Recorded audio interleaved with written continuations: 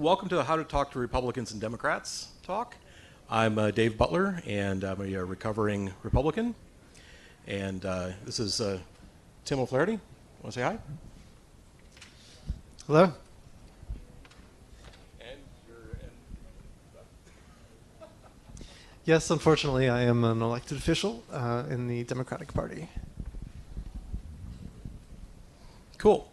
So what we're trying to do is actually just, provide some simple strategies and talking points to help libertarians better engage with Republican and Democrat friends and neighbors, right?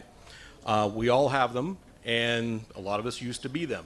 I was a Republican for a lot of years, and it was just through some, internal changes and gentle persuasion from some of my friends that brought me around. So I know I can change. I think people in general can change, and I think it is a useful use of your time to make the effort to reach out to people who maybe share 80% of our views and could really benefit from some nudges here and there.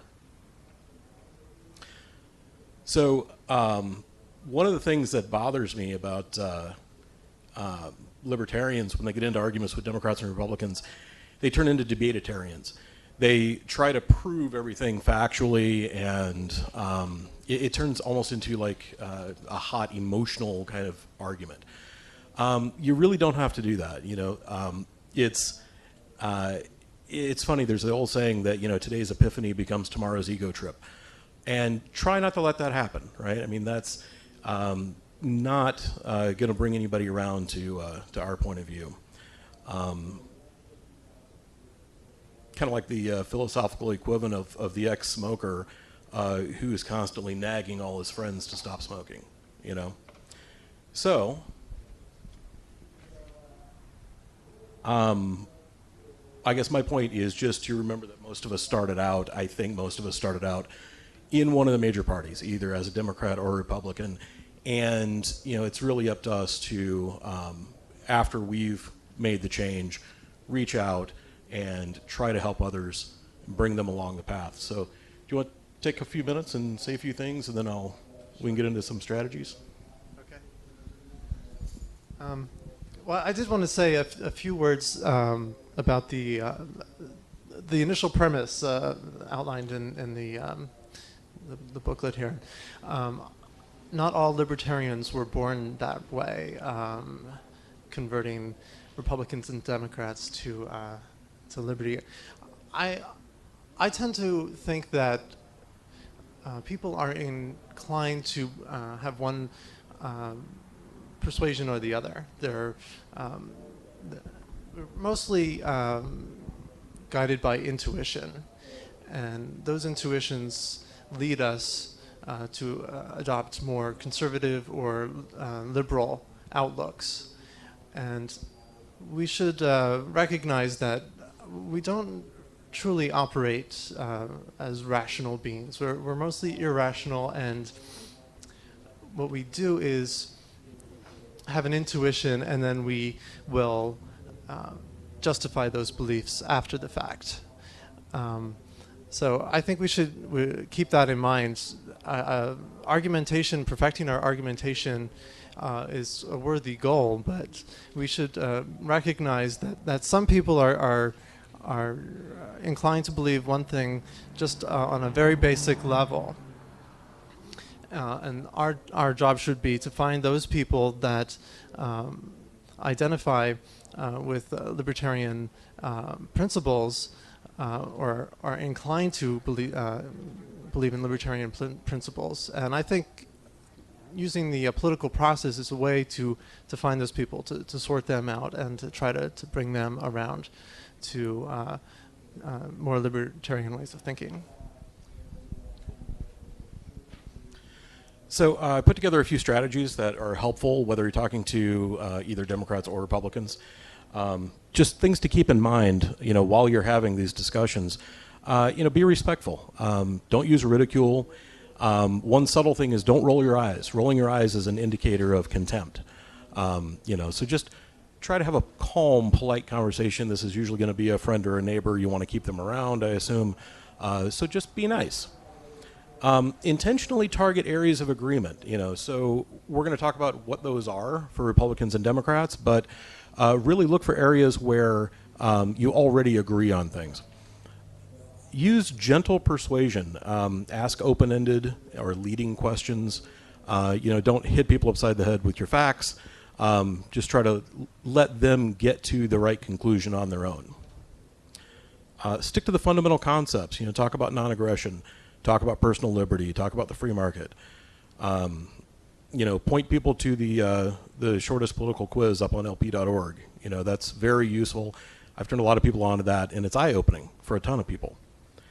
Don't try to boil the ocean, right? Incremental progress on one or two things is preferable to no progress at all, right?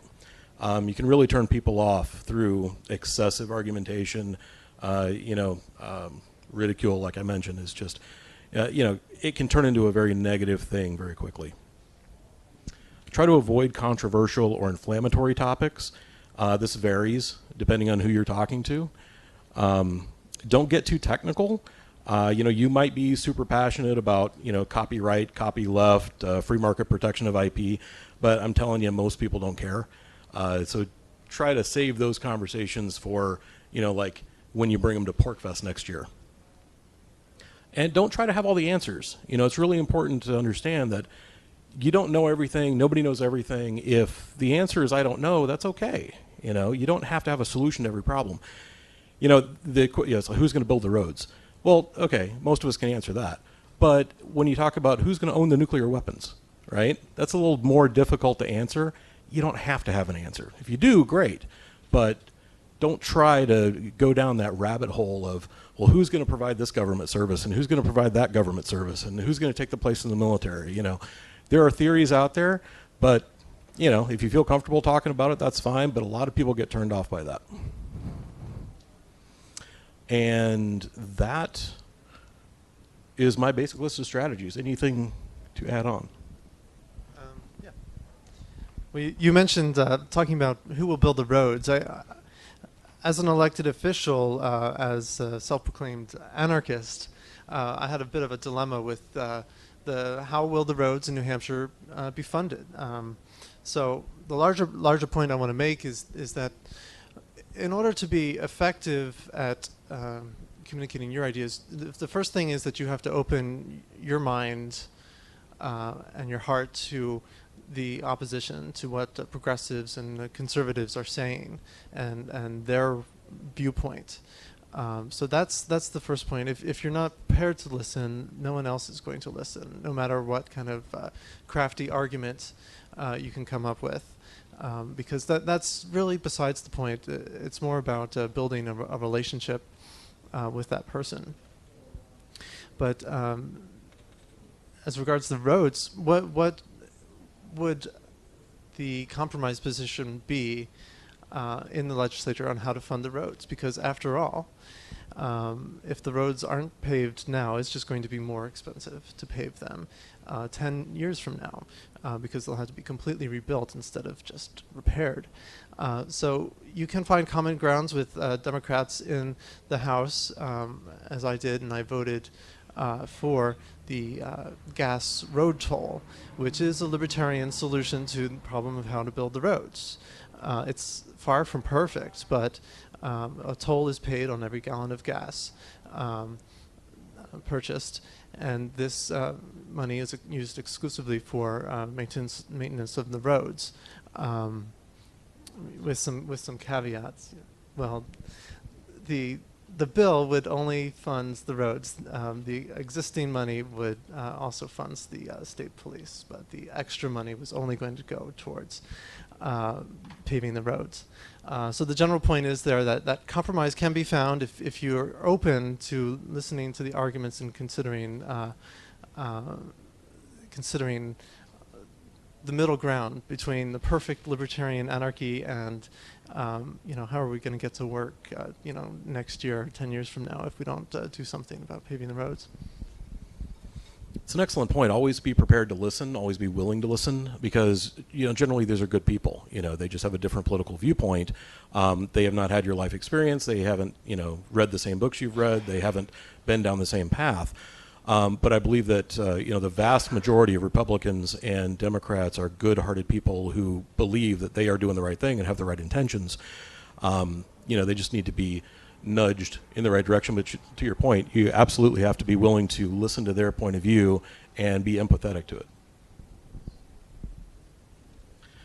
So I want to talk about a few of the talking points from the Republican side. Look for areas of agreement, like I talked about before. Smaller, limited government, constitutional government, lower taxes. We don't have to go directly to no taxes, no government. What we can do is gently get there over time, just by easing into it. Talk about self-reliance, personal responsibility, free markets and capitalism, gun rights. Those are the key areas for most Republicans where we can absolutely find agreement. Avoid, discussions early on about the military. A lot of Republicans are fanatic about military. They're also huge fans of the police. They like the drug war for some reason. And, of course, there's a list of social issues where we're really not going to find a lot of agreement on the Republican side of the fence. So, at first, just try to avoid those topics. Don't even bring them up. We'll have time for that later. We'll get around to it.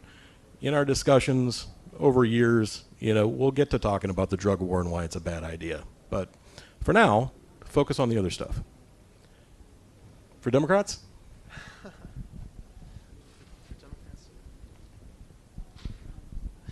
Well, I would just say that, just echoing off of what I said before, certain groups have certain special topics, certain sacred issues. So for Republicans, they very much appreciate the virtues of respecting authority, and they operate on a principle, family comes first, and that's the core of them. To undermine that is you're going to completely lose any progress that you might make in arguing for libertarian principles. So you have to recognize that first, and then with progressives, they're mostly concerned with caring for minorities, and and those are perfectly justifiable concerns. So you have to draw them towards a libertarian perspective, which, in my opinion, is a longer-term perspective, and I think that argument works very well. If you can say to progressives who are concerned about, the Medicare expansion, there are people out there that are dependent on these funds. How are they going to manage? If you can point out you're opposed to that expansion because you're taking a longer view, a longer-term vision, that in the end people become dependent, that in a longer space of time, it's better to encourage or separate that kind of function from the state, and encourage private alternatives. Cool. So at this point, that's pretty much all the material that I had. I'd love to hear some stories from the audience about interactions you've had, on both sides of the aisle. So, anybody want to share a story? I was going to say it's kind of interesting that I came from the Republican side as well, but not too long ago I sat down and just kind of made a list of all of the major issues and whether my stance as a libertarian was closer to the left than the right. I found that I was actually closer to the left on about 3 times as many issues. The issues I was closer to the right were kind of the big issues of economics and guns and smaller government.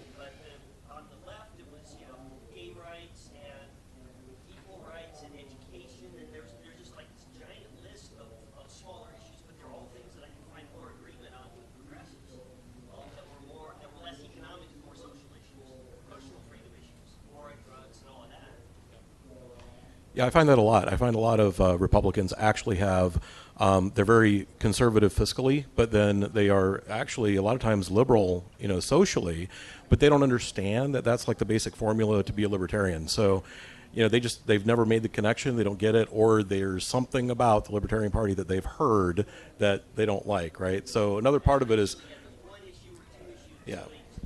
hang the party on. So I see that other people they're libertarian in outlook in general, but one of his friends died of meth, and so he just can't get behind ending the drug war, and so he won't support the Libertarians or the Libertarian Party because they disagree on that one issue.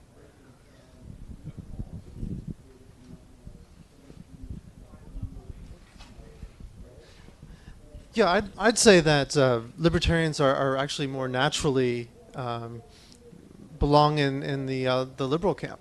I think that there was an alliance made a long time ago to cooperate with conservatives and Republicans because they have the same message of liberty and they define it in roughly the same way. But I think libertarians came from the left. I think that's the natural home. Progressives, sometime maybe 100 years ago, became enamored with the belief of doing something to fight against abuses in the business sector by using government power. And of course, you can do something immediately. You can address that problem with government power. But like I said, we have to take a longer-term vision and say it's not worth using the coercive power of the state for this issue. We have to use other means. So. Cool.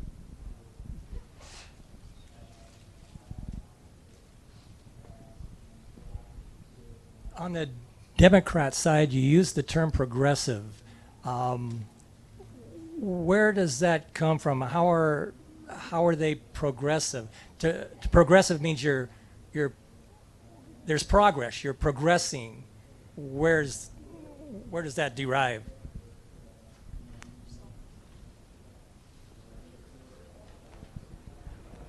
That's a tough question. I think it derives from a belief that people can become better. I think a more realistic view, my personal opinion is the conservative outlook that people are as they are, and we have to accept that. And it's the conservative view would say that because people are fallible, that we need the institutions like church and the family especially to elevate people to make sure that they are as good as they can be. But the progressive view has a belief that people can become intrinsically better people, and I suppose using state action to accomplish that. But the history of where that came from, and this maybe for another talk. Nobody can hear. Nobody will be able to hear you afterwards. That's the problem. It's sort of become the new euphemism in the sense that liberal has become kind of a bad word in politics, and so that's just what they call themselves now as progressives. It's just a different word for liberals.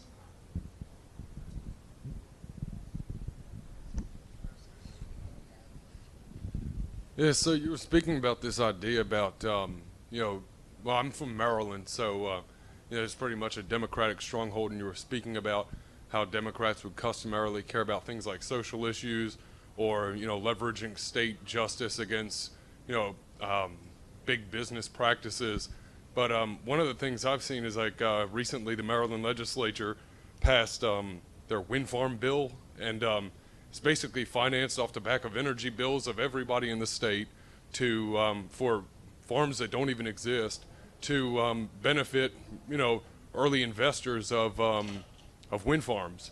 And, so, that sounds to me like crony capitalism, and yet, the Sierra Club supported that in Maryland. And then something else, like the respect for minorities.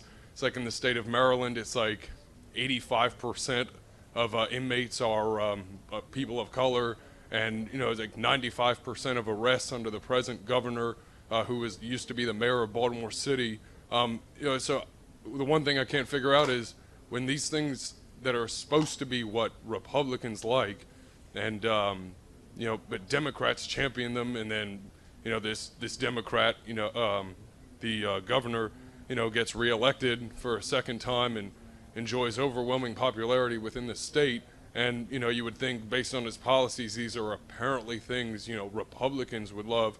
How are we supposed to truly react to individual people talking? Like if you say, you know, how much are you disgusted by the way this guy voted for him, and yet, you know, you voted for him again? How are you supposed to pick and choose topics based on an understanding of how that actually works out once they're in office?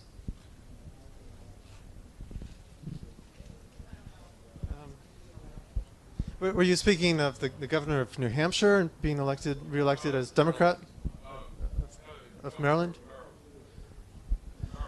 Okay.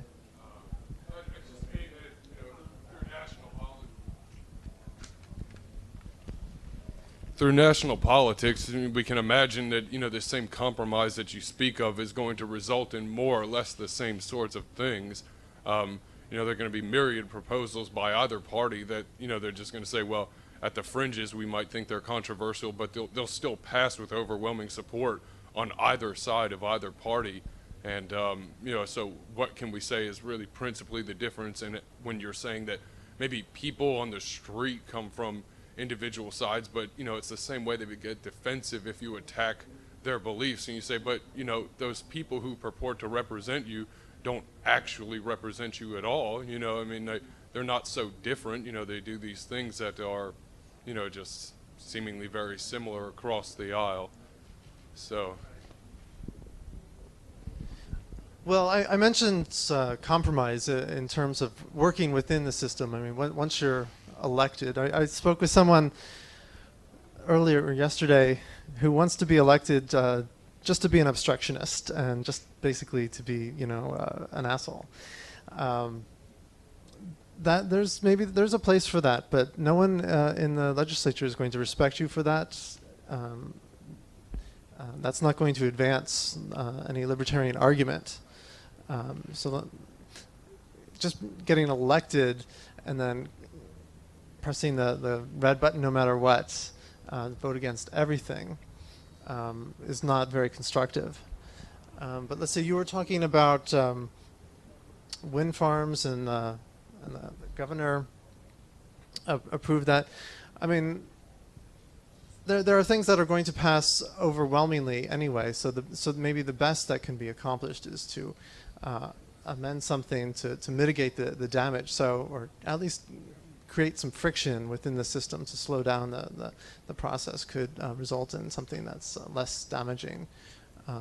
As far as the corporate cronyism, I mean, we have an example of a Democratic governor in New Hampshire who is pushing this atrocious casino bill. I mean, so ostensibly we would be in favor of legalizing gambling, but I voted against that because it is a monopoly grant of state privilege to this one company to operate a casino and reap enormous profits. So yeah, there's some fascist tendencies there in the Democratic Party.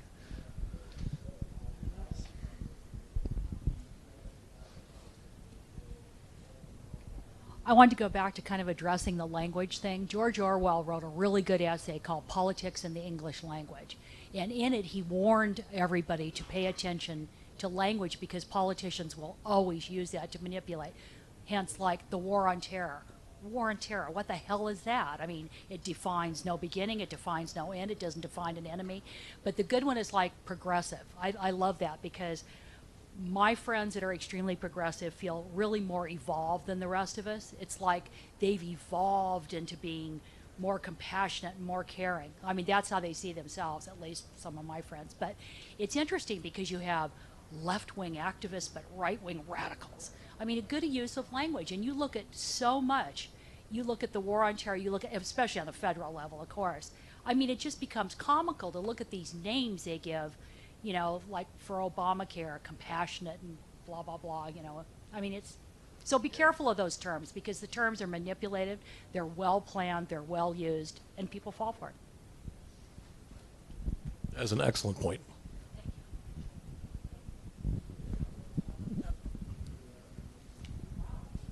A couple things. First off, I can kind of relate to the guy in Maryland. I used to be the state chair of the Maryland Libertarian Party, and Maryland is almost a hopeless lost cause at this point, I think.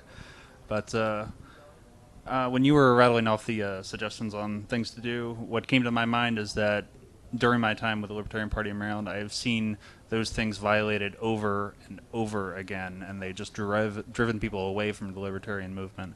And so I thought you hit on a lot of good points. The other thing I'd like to say is that one of the things that I think might work talking to the left, but probably not as much talking to the right, is the idea that we, in a lot of cases, we have similar goals of the left. We just have a different way to go about them. And we think that the way that the left goes about it by having government coercion is both immoral and ineffective. And I don't think it works as much on the right, because I think the right actually does want the government to coercively stop people from doing things like gay marriage and, prostitution and drugs and all those things. Yeah. So what I've seen is that both parties want government solutions to different problems. So that's the trouble. We don't really have a party. The Libertarian Party is the only party that really, really wants less government. Both other parties are never going to reduce the size of government in any significant way whatsoever. What do you think about using basic postulates that we take for granted in these arguments, like Tanstaffel, there ain't no such thing as a free lunch, the Laffer curve, the rule of 72? These two hard-headed, they're on Wikipedia. You can look them up, and they're pretty well established. I think use anything that works, right? You have to craft your message to your audience, and if your audience is receptive to that, use it. That's really the key, is finding out where the opportunities are for that particular person, and if they're open to that message, that's what you should do. Absolutely. I agree with that. You have to be tailored to the individual, but you mentioned morality, and I think that libertarians tend to think that this moral insight is the beginning and end. I mean, that should settle all debate. Taxation is theft. Theft is immoral. Beginning and end of the story. That's just completely irrelevant to progressives or conservatives when it comes to certain, their sacred issues. It's not a factor. I mean, that may be, sure, taxation is that. I can see where you're coming from, but we have a problem today that we need to solve, and that doesn't answer the situation. I wanted to add too that the Free State Project is great, not because it's getting people, activists, to move here to get people elected, although I think that that's a valuable experience and they should do that. The best way to build rapport with people is by living with them and participating in the communities and just influencing people by befriending them, becoming members of New Hampshire's culture, and through that process we'll gain their respect, and not through logical argumentation. So we have to understand that this is an extremely long-term project, even after the 20,000 people move here. It's 100 years of work to shape the culture and integrate libertarian ideals into the fabric of the society.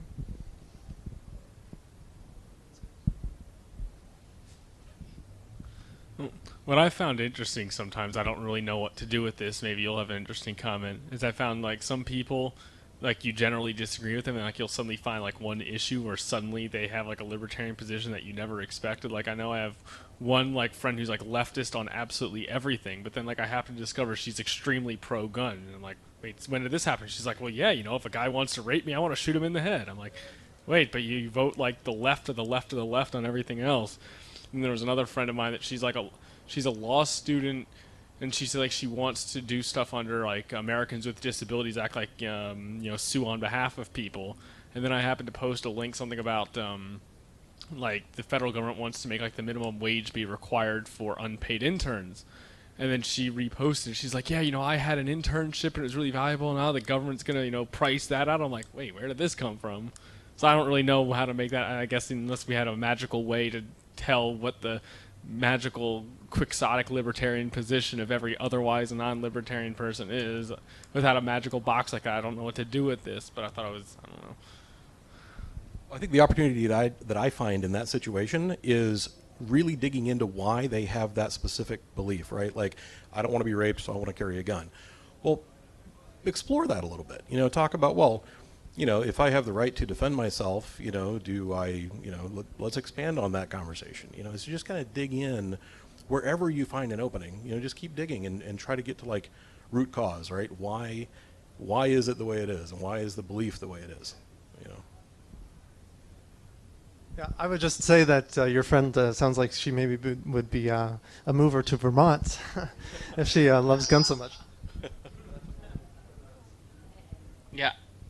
Basically, I'm just going to kind of say what Dave said is don't try to convince people to become a libertarian or take a non-state route. Just find issues that they agree with and dig into that and say, like, this is why the government doesn't work.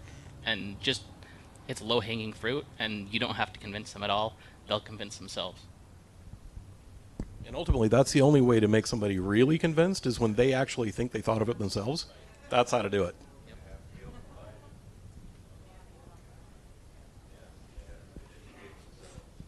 How do you deal with the whole unelectable question? Everybody always says when you talk to a libertarian about trying to run for office, like they say, you're unelectable. You got to go with a Democrat or Republican. So that is a very, very practical concern, and knowing several of the reps, including this guy here, it is extremely, I won't even say difficult, it's impossible to get elected as a libertarian right now. Hopefully that'll change. But some insight on there? Sure.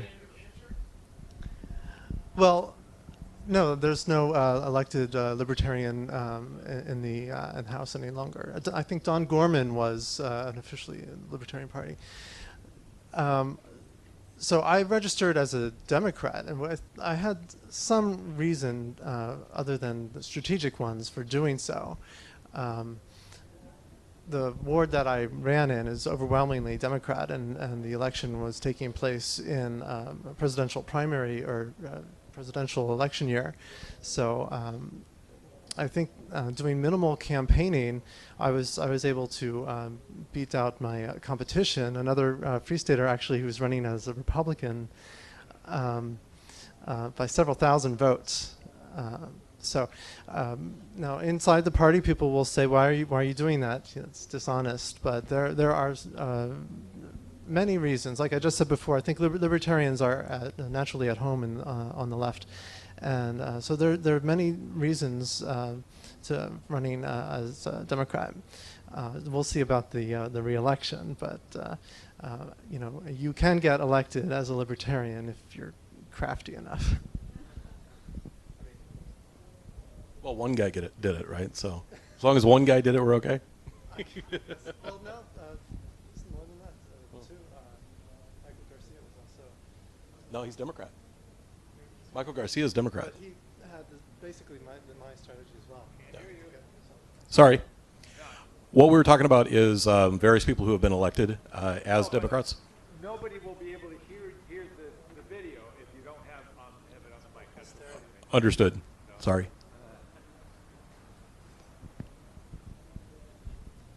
That was actually somewhat my question I wanted to talk to you about. The other guy was also openly anarchist, right? Or was he? No, okay. But you were, I assume, right? And so I remember reading about this in North Carolina, actually, and I'm glad to meet you. I wanted to ask you, just assuming that you were open about it, how was there a primary? I mean, what was kind of the setup of the election to where you were able to get elected and, Well, there was an effort to recruit as many liberty activists to run, and it was my personal belief that we should, not become wedded to the Republican Party. I felt that was a mistake, and I was proven correct because many of the campaigns that were run liberty activists that were running in the Republican Party failed this past election because of the presidential election. We have dramatic oscillations in power between the Republicans and Democrats, especially in the New Hampshire House. So I felt that the least that I could do, I was not interested in staging a massive campaign or put a huge amount of effort into it, but the least that I could do is walk down to City Hall. I paid $2, put my name on a piece of paper, and showed up at the polling place on the primary without doing any campaigning at all because, well, honestly, I didn't think that anything was going to happen. I didn't even stand outside the polling place during the primary with a sign. I just came. I voted for myself, and it was a tie. And at the recounts, the numbers, 128 people voted for myself, and after the recount, we discovered it was 127 people voted for my opponent, Richard Comey. So I think name might have had something to do with the decision. Obviously, the voters didn't know who I was. How could they? I didn't do any campaigning. So it was 100 years ago, an Irish kind of ghetto. Manchester has neighborhoods like that, ethnic neighborhoods. On the west side, it's French, and yeah. So that might have had a factor, and also that my opponent was named Richard Comey, which K-O-M-I, which I don't know if anyone remembers the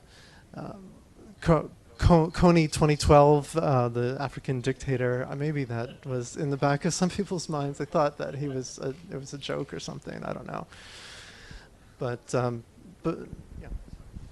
Yeah, and I'm sorry, I'll stop, but I'm just to go a little bit deeper. So I'm curious if they, let's say the Democratic Party locally, maybe they're not that active here, but if they knew that you were, pardon? If they knew that you were, openly anarchist, you'd think they would have poured some amount of resources, maybe for a 128-person ward, and that's where New Hampshire's different. Just the per capita number of politicians is a lot higher. There's more per people, basically. That's what I'm just curious about, because like we've talked about that in other states.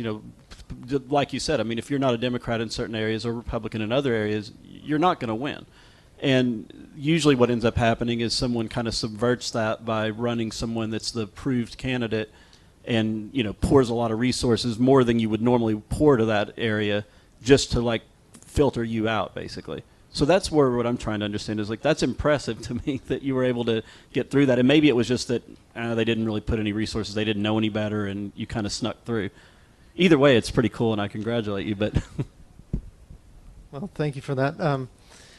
I think you're right about that. If we were talking about a Senate campaign, they would have done a lot of background research, made sure that everything was going to go according to plan. But they have, I think both parties have trouble recruiting candidates to run for state rep.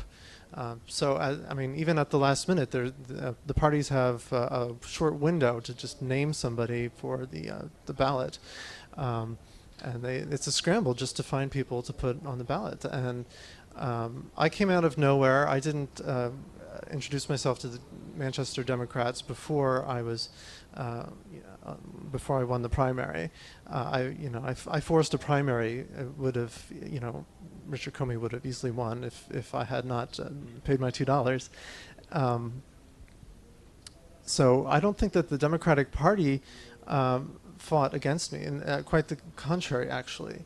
I was the Democratic nominee, and they were not as corrupt as you might expect. They didn't try to slander me, but they even put me in their voter guide.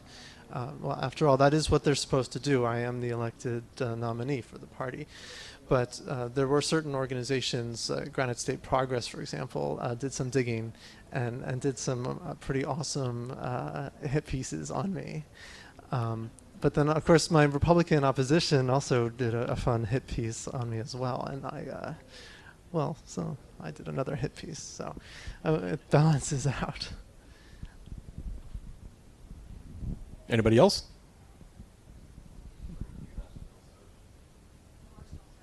Yes.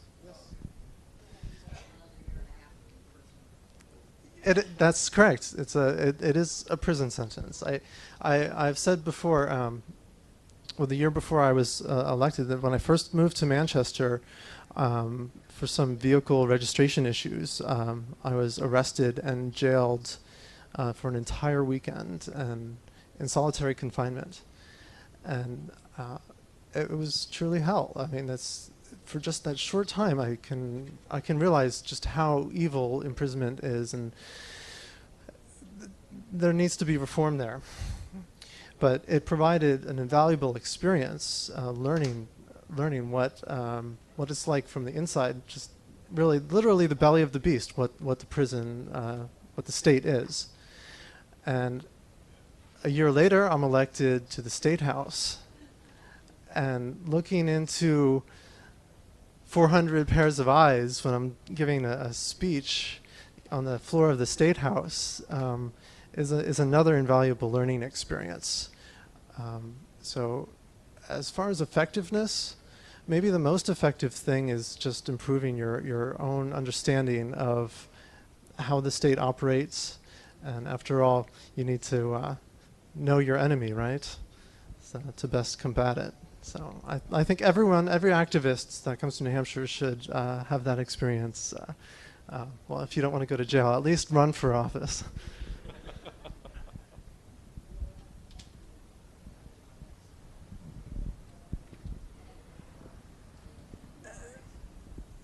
This is for Tim, is it?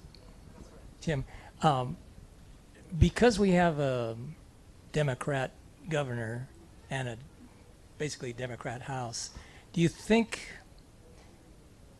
speaking for liberty rather than any personal thing, that it would have been better for your opponent to have won? In other words, a Republican FSP instead of a Democrat FSP?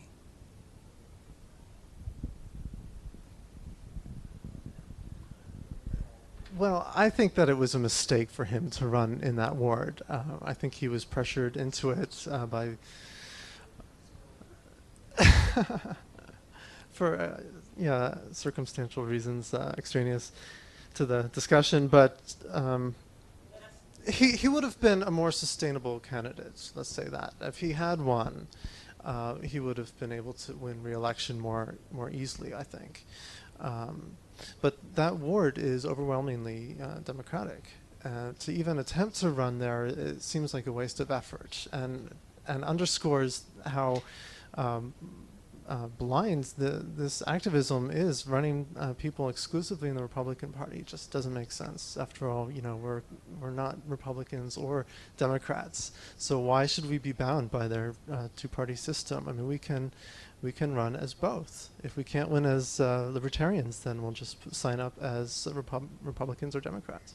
Yeah, that wasn't my question totally. It was more of, do you think it would have been better to have had a Republican win, so that we had another Republican in the House, and because you're both FSP, so it sort of doesn't matter whether you made it or he made it, or your opponent, whatever his or her sex was. So I'm just saying, liberty-wise, do you think it would have been better to have had an FSP Republican win? I think it's just the opposite. When you think about it, having a Liberty Democrat is having two votes for Liberty, because you're taking a vote away from the Democratic majority opinion, and then of course you're able to vote the way you would if you were a Republican. So when you see the scorecard that the Democrats have, a 40-seat majority, you have to remember in the back of your head that it's really more like 49, 48,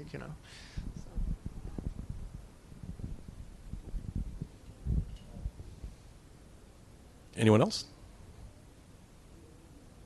Cool. So that is the presentation. Thank you very much. If you have any questions for us afterwards, please come up and enjoy PorcFest.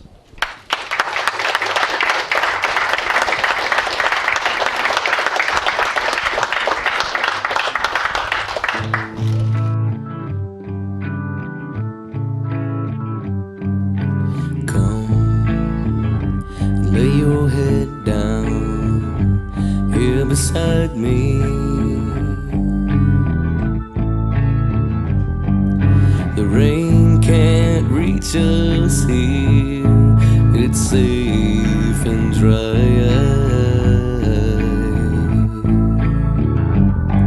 The silence is a season, all its own. This moment